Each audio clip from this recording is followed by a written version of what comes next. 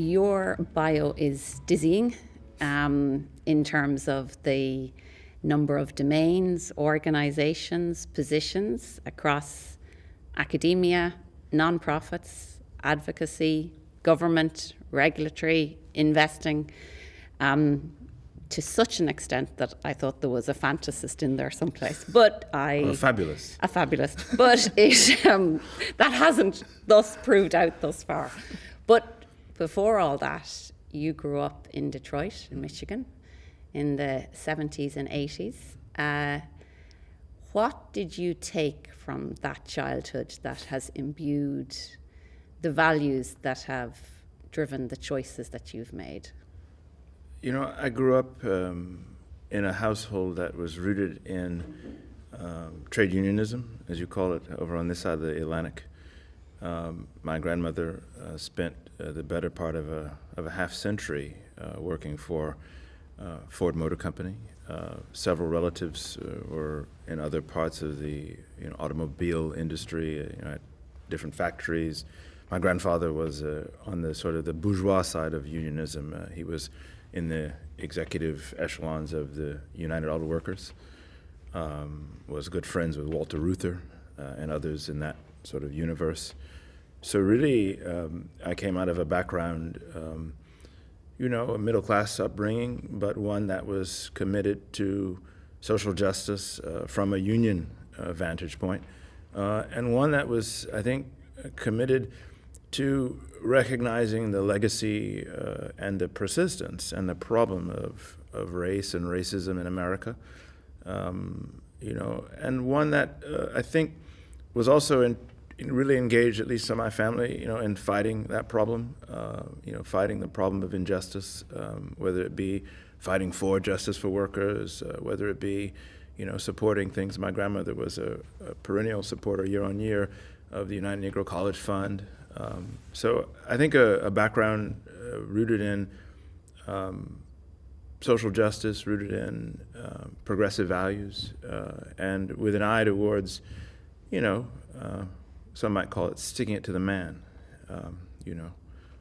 So you brought that with you into that career spanning that I spoke about in the environmental sphere.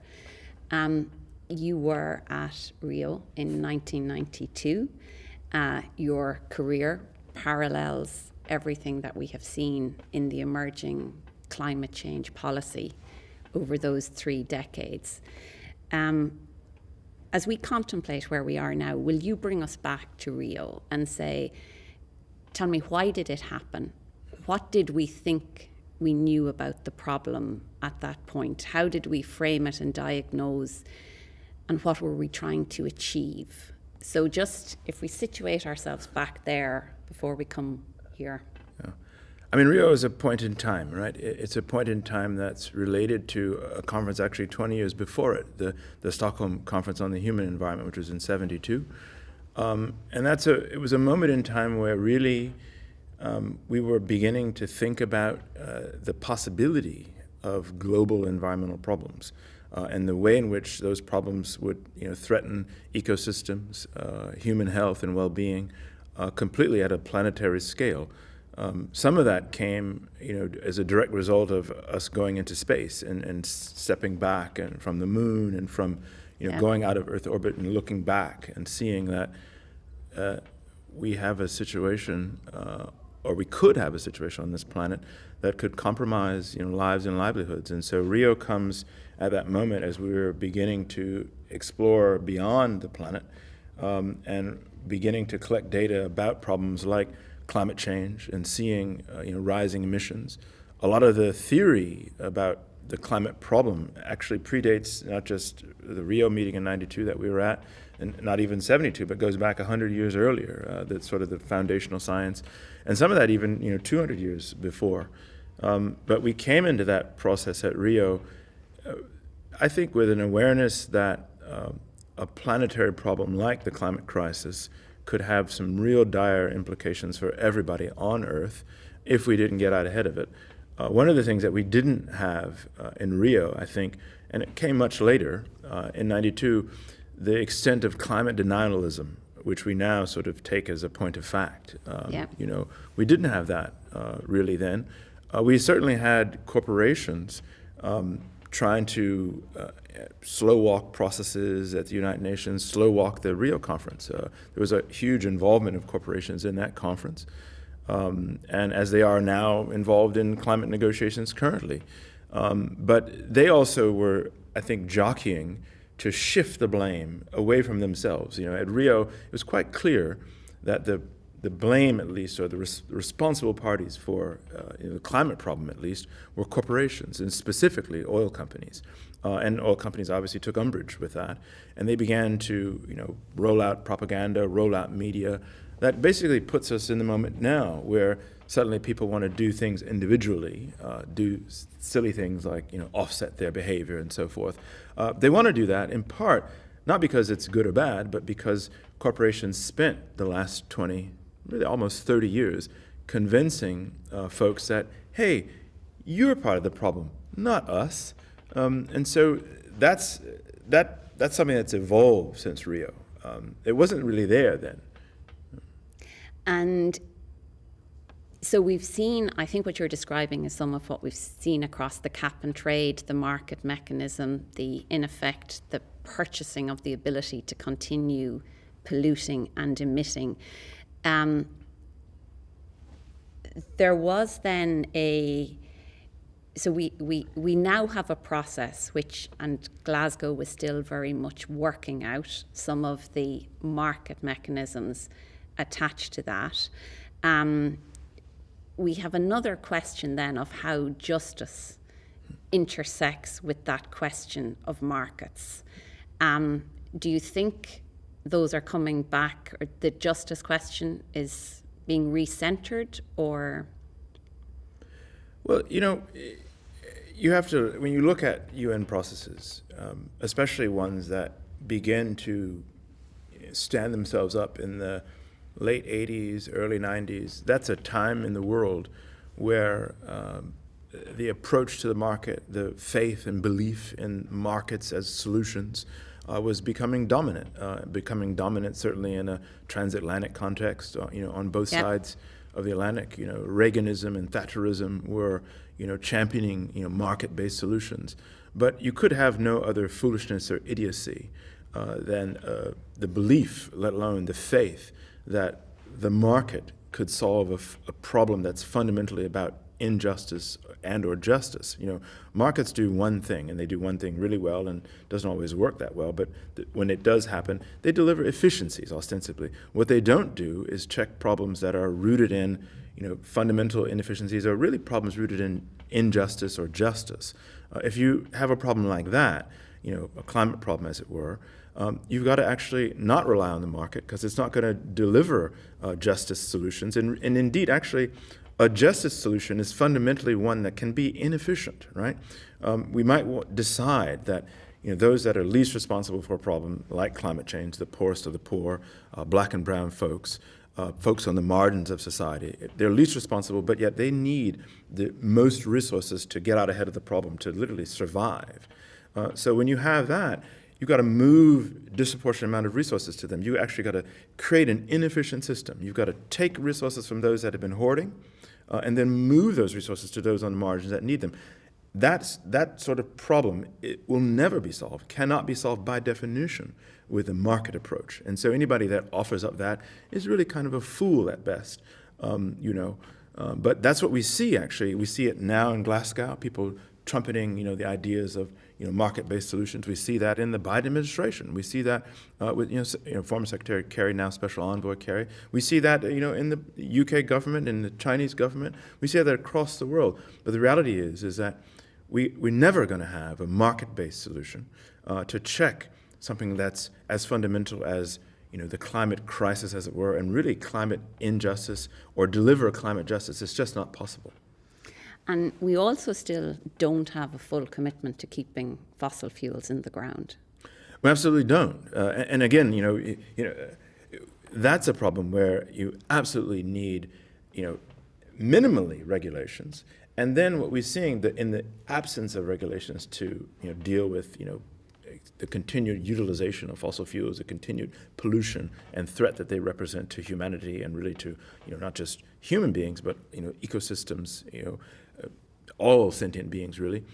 We need aggressive agitation, and we're seeing that a little bit at a time, but that's really coming from pressure groups trying to deliver and trying to, hold those companies accountable, trying to get them to, not just, dial out and keep, fossil fuels in the ground, but also to get countries and nations and economies to pivot away from that, fossil foolishness wholeheartedly and get into something that's new, something that's renewable, something that's green, whether it's photovoltaic, solar, whether it's wind, and other renewable resources. So as you look at what is on the table now, in a sense of how you fight for a future which is cleaner, greener, fairer. Let's go to the cleaner, greener for the moment. Your belief is that the technologies are here. Absolutely. They are deployable. Yeah. The capital can follow, and the fossil fuels should stay in the ground now. Well, I agree with all of that. I think that the bigger challenge is more political. Thankfully, we're confronting a problem in the case of climate change where we do have the technology. We don't have to come up and invent a new technology to get outside of this problem. But we've seen the resistance of companies, both the fossil fuel companies, and also resistance from governments to deploy the solution. Ramp up really, and accelerate the deployment of renewable energies. We see governments moving really, really slow, and really in not just moving slow, but also oftentimes governments in cahoots with the problem.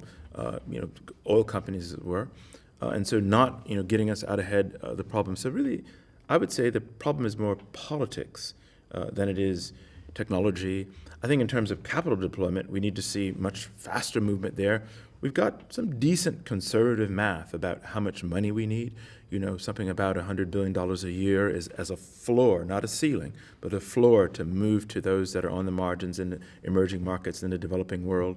Probably as we get out through about mid-century, we need to move about 1,000 times that in terms of just capital, private capital. So, north of $100 trillion, which is almost a little bit more, a hair more than the current world GDP, as it were. So we need a lot of capital and a lot of resources. We don't have that there yet. We have people talking about their interest to deploy that, but they're certainly not assembling the low end of those numbers. And then what they are assembling, they aren't deploying fast enough. So and that goes back to more political problems than so much, the presence of capital, the ability of capital, and so forth. And you've stepped very directly into that arena as an investor in solar and also in the ESG investing space. Yeah, we have. Me and a couple of colleagues have built a small company, a greenfield solar PV developer. We work at the utility scale. Been doing, primarily big projects in the EU, but with an interest and movement into North America and into Africa as well, and then some partnerships in South Asia and particularly in India. But at the same time, along the way, we managed to stand up an exchange-traded fund called Change Finance, which we put money into that in 2017 and took it public with barely 20 million, and over the past few years have grown that to north of 100 million. And what do you consider the success of that development? I think for us, on the Change Finance side, really the thesis there is that we could build an exchange-traded fund that was completely fossil fuel-free. We like to think of it as, the Fortune, 500 without the 400 largest assholes. That's how we call it. You can say those sorts of things on Wall Street. Those folks talk that way. So. Yeah. And who is not in that? Who falls foul of that investing class that features in other ESG sustainability funds? For us, first and foremost, obviously, it's definitely, the sort of nameplate fossil fuel companies, the Exxon Mobils of the world, the Totals, the Shells, the BPs. But also, a lot of funds say they're fossil fuel free, and when you look under the hood, you don't see the nameplate companies, the Exxons and so forth, but you sometimes see oil services and a lot of the folks that provide the stuff for oil activity. We don't have any of that in the fund. But we've also been keen to, drill down on those that we have in the fund to look at other sort of values, as it were. So recently we removed Tesla from our fund because they have a long legacy and a sort of growing rap sheet, as it were, of bad labor practices and so forth, mistreating their workers. So we took them out of the fund. And thankfully, some folks paid attention to that, at least in the business press. So we're keen on not just having it be fossil fuel free, as it is, but really trying to hold companies accountable to stand up to other values, other environmental values, other social values, other governance values. We put some of the normal screens as well as ones you might imagine, human rights violations. We sort of remove companies that are doing that, tobacco and those sort of older types of screens. But we're really trying to hold companies accountable and really make the case that you can deliver returns and you can be profitable without being in a mess of bad things, whether they be environmentally negative, whether they be socially deleterious, and so forth. And Michael, when we were talking earlier about the fairer aspect of this, and you talked about the need for government to come in on questions of inefficiency versus injustice, what do you believe are the key aspects that have to be fought for this to be a fairer future? These technologies also have particular aspects of abundance to them, in terms of very low marginal costs once your solar plant is in the ground. We also know that there is, and I talked earlier this evening with John Mulholland about some of the environmental consequences of the petrochemical model that we've been on. But as we look for these rare minerals, there is a lot of environmental activity which will go on alongside those. If you look at that in the context of how this becomes a fairer global community as we walk into this future, what needs to be fought for that to happen, and how do you think that can be best achieved? We probably have to do the delivering of environmental justice, let us say, or call it climate justice, maybe in at least, 2 or 3 ways, 2 or 3 big ways. The first one is, I think, before we even get to sort of how you can do that on our business side and sort of the deployment of, renewables, as it were, before we even get there, I think we have to think about folks that are already being harmed by the unfolding climate crisis. We have to think about, at the barest minimum, moving resources to them now. Some of it is just going to be in absolute cash. Some of it is going to be in terms of types of assistance to help them adapt and mitigate the unfolding crisis. So we got to do much more of that, and we got to do that much faster, and we're not doing enough of that. And especially, to those that are on the margins in the global north, in the United States, in the EU, in Europe, but also those that are on the margins in the developing world. Folks need, they need resources to get out of this problem. We saw in the U.S. just a few weeks ago, hurricane come, ashore in the south and sweep across the country, and it actually did more catastrophic damages, not when it came ashore in the south of the U.S., in the Gulf, in Louisiana, Texas, but we saw a tremendous loss of life in New York, and the sort of the Northeast, as it were. And a lot of those folks, about 4 or 5 dozen people lost their lives, most of whom were poor black and brown folks living in either substandard or even illegal housing.